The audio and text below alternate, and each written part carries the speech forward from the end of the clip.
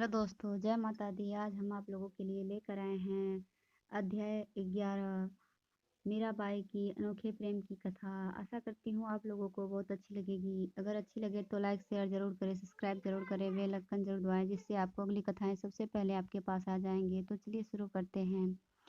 श्री कृष्ण जन्मोत्सव संपन्न होने के पश्चात बाबा बिहारी दास जी ने वृंदावन जाने की इच्छा प्रकट की। भारी मन से दूदाजी ने स्वीकृति दी। मीरा को जब मिथिला ने बाबा के जाने के बारे में बताया तो उसका मन उदास हो गया। वह बाबा के कक्ष में जाकर उनके चरणों में प्रणाम कर रोते रोते बोली, बाबा आप पधार रहे हैं। हाँ बेटी, वृद्ध हुआ अब तेरा यह बाबा। अंतिम समय तक वृंदावन में श्री राधा माधव के चरणों में ही रहना चाहता हूँ। बाबा, मुझे यहाँ कुछ भी अच्छा नहीं लगता, मुझे भी अपने साथ वृंदावन ले चलिए। बाबा, मीरा ने दोनों हाथों से मुंह ढककर सुबकते हुए कहा, श्री राधे श्री राधे। बिहारी दास जी कुछ बोल नहीं पाए। उनकी आंखों से भी आंसू होने लगा। कुछ देर पश्चात उन्होंने मीरा के सिर पर हाथ फेरते हुए कहा, हम सब स्वतंत्र नहीं है पुत्री। वे जब जैसा रखना चाहे उनकी इच्छा में ही प्रसन्न रहें। भगवत प्रेरणा से ही मैं इधर आया। सोचा भी नहीं था कि शिष्या के रूप में तुम जैसा रत्न पा जाऊंगा। तुम्हारी शिक्षा में मैं निमित्त मात्र रहा। तुम्हारी बुद्धि, श्रद्धा, लगन और भक्ति ने मुझे सदा ही आश्चर्यचकित किया है।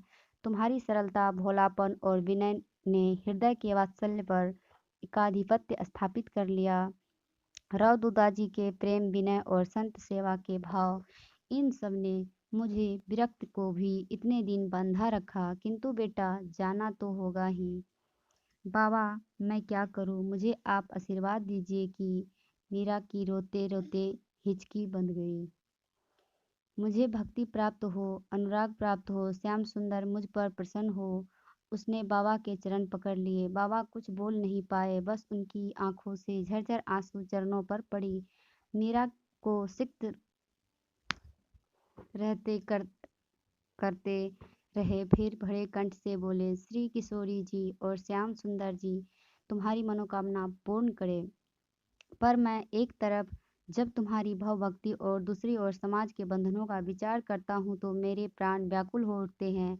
बस प्रार्थना करता हूँ कि तुम्हारा मंगल हो।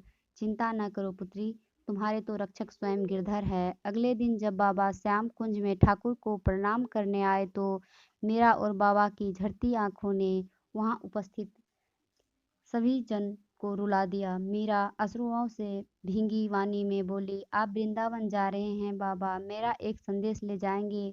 बोलो बेटी, तुम्हारा संदेश वाहक बनकर तो मैं भी कृतार्थ हो जाऊंगा। मीरा ने कक्ष में दृष्टि डाली। दासियों, सखियों अतिरिक्त दूदाजी व रसिका का भी थे। लाज के मारे क्या कहती, शीघ्रता से कागज कलम ले लिखने लगी। हृदय के भाव तरंगों की भांति उमड़ आने लगे। आंसुओं से दृष्टि धुंधला जाती। वह ओढ़नी से आंसू पोंछ फिर लिखने लगती। लिखकर उसने मन की मन पढ़ा, गोविंद गोविंद कबहू मिले पिया मेरा, चरण कवल को हंस हंस देखूं, राखू नैनन नेरा, निरखन का मोही चाव, घनेरो कब देखूं मुख तेरा, व्याकुल प्राण धरत नहीं धीरज, मिलू तू मितु सवेरा, मीरा के प्रभु गिरधर नागर, ताप तपन बहु तेरा। पत्र को समेटकर वो सुंदर रेशमी थैली में रखकर मीरा ने पूर्ण विश्वास से उसे बाबा की ओर बढ़ा दिया। बाबा ने उसे लेकर सिर चढ़ाया और फिर उतने ही विश्वास से गोविंद को देने के लिए अपने झोले में सहेज कर रख लिया। मीरा ने पुनः प्रणाम किया। बिहारी दास जी के जाने से ऐसा लगा जैसे गुरु, मित्र और सलाहकार खो गया हो। और हम आपको अध्याय 12 में बताएंगे इसके आगे। ध्यान से सुनने के लिए धन्यवाद। जय माता दी।